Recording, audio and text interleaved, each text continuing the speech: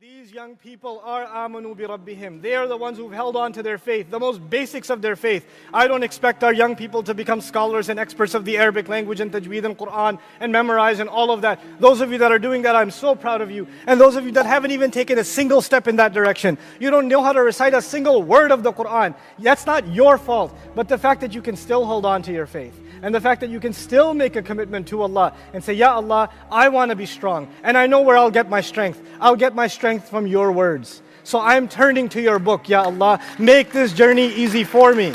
Make this journey easy for me. And when you can do that, you watch what Allah does for you. He will do for you what He did for them. وَزِدْنَاهُمْ هُدًى. We increase them, and we enhance them, and we evolve them in guidance. He'll transform you into better and better people. He'll make you people that other people will want to be around. He'll make you a role model. Here you are looking for role models. You've forgotten that you're the one Allah gave Islam to. You're the role model. You're looking for someone to lean on.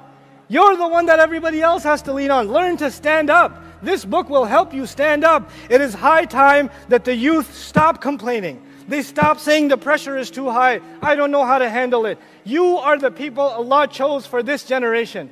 And Allah chooses the right people for the right generation that can carry the banner of His faith. You're the people that Allah chose. Stop hiding behind excuses.